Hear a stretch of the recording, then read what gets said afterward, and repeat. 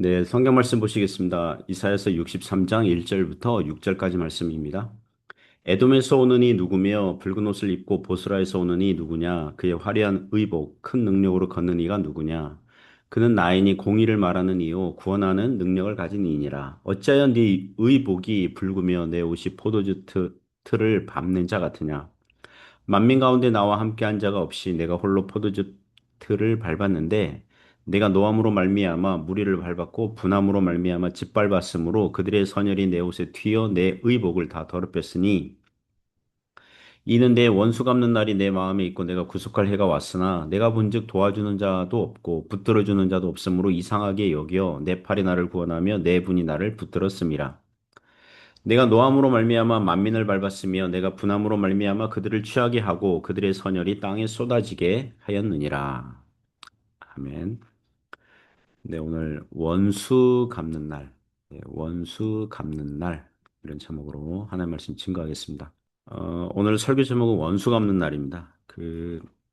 더 정확히는 하나님께서 영적인 원수들, 악한 마귀, 그리고 세상을 심판하실 날이 온다는 교훈을 말씀하고 있습니다.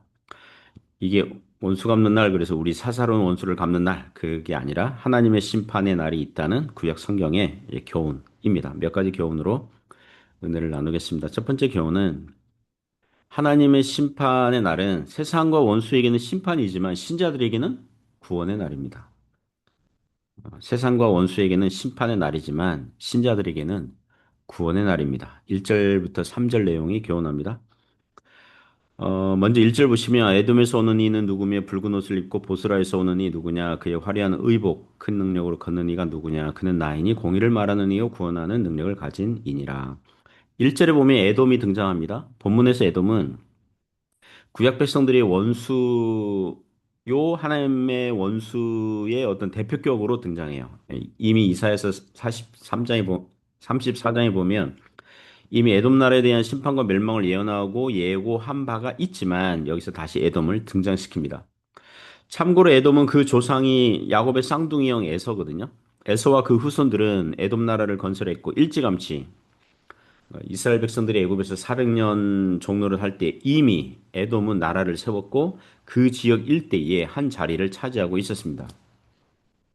나중에 이스라엘이 출애굽하였고 에돔 지역을 통과해서 지름길로 모압 땅으로 가려고 하였으나 에돔이 군사들을 이끌고 나와서 통과하지 못하도록 막죠. 그죠? 그러니까 이미 형제 나라가 아니라 원수 나라 대하듯 행동합니다. 그리고 구약 이스라엘 역사 동안 에돔은 이스라엘과 대척점이 있었고 에돔 나라가 대부분 요새 지역이어서 그 선지서들을 보면 에돔이 매우 교만했다 그러거든요. 왜냐하면 요새로 둘러싸여 있기 때문에 다른 나라로부터 침략을 뭐 받은 적이 거의 없거든요. 그러니까 교만해졌어요. 하지만 대부분의 구약 역사 동안 에돔은 이스라엘의 상대가 되지 못했고 종종 패배를 당했고 조공을 바치는 신세가 되기도 했고 다윗과 솔로몬 뭐 이런 시대. 그래서 그랬는지 나중에 구약 이스라엘 백성들이 아수르나 바벨론에 망하고 포로로 잡혀갈 때 에돔 민족들이 박수치며 좋아하고 조롱하였다고 합니다. 구약 선지서들 보면 오바댜서, 요엘, 아모스 그리고 예레미야 여기에 에돔이 등장하는데 에돔을 언급할 때마다 그 부분을 그러니까 이스라엘 백성들이 아수르나 바벨론에게 망할 때 그 에돔은 아주 조롱하고 좋아했던 이 부분을 책망하시고 에돔의 멸망을 예고하는 계시의 말씀들이 나옵니다. 뭐 그들은 나중에 유다 나라의 복속이 되는데 에돔 신약 시대에는 헬라어 발음으로 이두메거든요. 이두메, 에돔, 이두메. 출신의 헤롯 왕이 바로 이 에돔 출신이죠. 유다 나라를 다스리면서 예수님을 죽이려고 하였고 그리고 그 갈릴리 분봉왕 헤롯은 세례 요한과 같은 선지자를 죽인 그런 사건이 생겨요. 그래서 에돔은 하나님 나라 반대편에 선 원수의 대표격으로 등장하고 있습니다. 1절을 다시 보면 에돔에서 오는 이 누구며 붉은 옷을 입고 보스라에서 오는 이 누구냐 이게 그러니까 이게 분위기가 에돔을 정복하고 심판을 가했고 멸망을 하고 나오는 분이 누구냐 그거죠. 보스라는 그 당시 에돔의 수도였고 동쪽 입구를 제외하고서는 이 주변이 모두 절벽으로 둘러싸이는 천연 요새와 같은 도시였다고 합니다. 누구나 쉽게 정복할 수 없는 곳을 정복하고 오는 이가 누구냐? 이거죠. 붉은 옷을 입었다 그랬는데 2절 3절을 보면 마치 포도즙 틀을 밟는 것처럼 에돔 사람들에게 심판을 행했기 때문에 핏자국으로 붉은색을 띤 옷으로 된 거예요. 예. 하지만 그 옷은 화려한 의복, 큰 능력을 걷는 이이며 그는 나이니, 그러니까 하나님이시라는 거죠. 심판의 성격이 무엇입니까? 1절 후반절 보시면 공의를 말하는 이요 구원하는 능력을 가진 이니라. 그러니까 원수 나라 에돔을 심판하시는 것은 하나님의 공의로운 성품에서 나오는 것이고 이것은 구약 이스라엘 백성들에게는 구약 교회에게는 구원하는 능력을 하나님께서 가지셨음을 말씀하고 있는 것입니다. 2절 3절 보시면 어찌하여 내 의복이 붉으며 내 옷이 포도즙 틀을 밟는 자 같으냐 만민 가운데 나와 함께 한 자가 없이 내가 홀로 포도즙 틀을 밟았는데 내가 노함으로 말미암아 무리를 밟았고 분함으로 말미암아 짓밟았으므로 그들의 선열이 내 옷에 튀어 내 의복을 다 더럽혔으니 2절 3절 보면 특히 3절에서 하나님께서 에돔과 같은 원수 나라를 심판하실 때 무덤덤하게 냉담하게 심판하시지 않죠. 이렇게 말씀합니다. 내가 노함으로 말미암아 무리를 밟았고 분함으로 말미암아 짓밟았다 그래요. 물론 우리 주님은 하나님이시므로 사소한 일에 크고 작은 일에 뭐 일일이 노하시고 분노하시고 화를 주체하지 못하시고 그런 분 아니에요. 하나님은 인생이 아니시니 사람이 아니시니 혈기를 내실 일이 없으세요. 다만 우리가 잘 알아듣고 이해하기 쉽도록 이와 같이 말씀하시는 것입니다. 분노함으로 심판했다. 이렇게 말씀하시는 거예요. 오늘날 신약 시대를 살고 있는 우리에게는 어떤 의미를 가지고 있습니까? 하나님께서 에돔으로 대표되는 원수들을 심판하실 날이 반드시 온다는 것을 교훈하고 있습니다. 에돔이라도 믿지 않는 세상 사람들이라도 그들이 살고 있는 인생의 시간은 누가 주신 거예요? 하나님께서 주신 것입니다. 사람들이 저마다 사용하고 있는 인생의 시간들은 하나님께서 주신 것이며 인생을 사는 동안 하나님의 형상을 입은 사람답게 하나님을 사랑하고 이웃을 사랑하라는 하나님께서 인간에게 주신 계명을 순종해야 하는 것입니다. 그 일에 대해서 선악간에 그 행한 것에 대해서 하나님께서 심판하시는 날이 온다는 것입니다. 오늘 말씀이 우리에게 주는 두 번째 교훈은 하나님의 심판은 하나님께서 홀로 행하신다는 것입니다. 심판은 하나님께서 홀로 행하시는 거예요. 사람이나 다른 무엇이 끼어들 여지가 없습니다. 4절부터 6절 보시면 이는 내 원수가 없는 날이 내 마음에 있고 내가 구속할 내가 왔으나 내가 본즉 도와주는 자도 없고 붙들어주는 자도 없으므로 이상하게 여겨 내 팔이 나를 구원하며 내 분이 나를 붙들었습니다. 내가 노함으로 말미암아 만민을 밟았으며 내가 분함으로 말미암아 그들을 취하게 하고 그들의 선열이 땅에 쏟아지게 하였느니라. 4절부터 6절 보시면 하나님의 원수 갚는 날과 구속할 해가 왔으나 도와주는 자도 없고 붙들어주는 자도 없어서 이상하게 여겼다. 그래서 내 팔이 나를 구원하며 내 분이 나를 붙들었다고 합니다.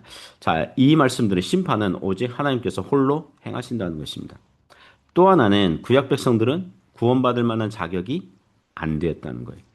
아, 나를 도와주는 자도 없고 붙들어주는 자도 없으므로 이상하게 여겨. 오직 하나님의 크신 은혜로 구원받았다는 것을 말씀하고 있는 것입니다.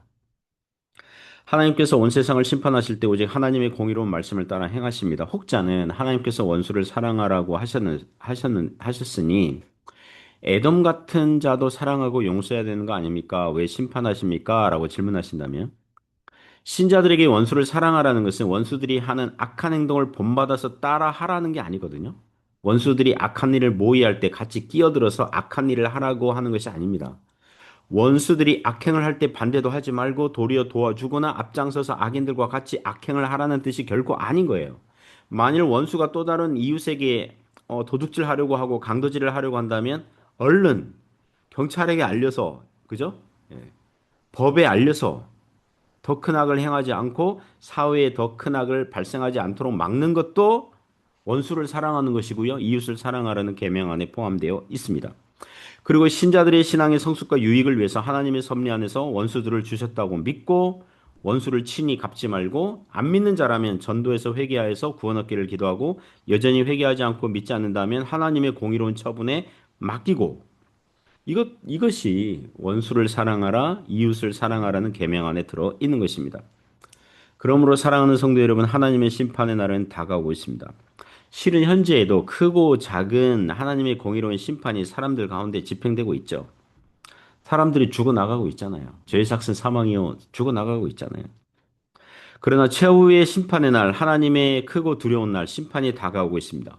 회개하라 천국이 가까웠느니라. 이것은 또 다른 말로 회개하지 아니하면 심판 당한다. 이런 뜻이 있는 거거든요. 그날은 회개하지 않는 자들에게 심판하시는 우리 예수님께서 회개한 자들에게는 구원을 베푸시는 날이기도 하는 것입니다. 회개하지 않는 자들에게는 심판하시는 날이요, 회개한 자들에게는 구원을 베푸시는 날이에요. 그러므로 우리도 우리 요번 주일날 고린도후서 5장 10절 보면 우리 모두 다 그리스도의 심판대 앞에 선다고 그랬잖아요. 우리 모두 다 그리스도의 심판대 앞에 서게 될 것이고 우리가 행한 선악간에 물론 그것은 보상과 상급 심판을 받게 될 것을 말씀하는 것이지만 우리 인생을 어떻게 살았는지 말씀드려야 할 날이 다가오고 있는 것입니다. 그러므로 믿음으로 지혜롭게 오늘 하루도 잘 감당할 수 있기를 주님의 이름으로 축복합니다.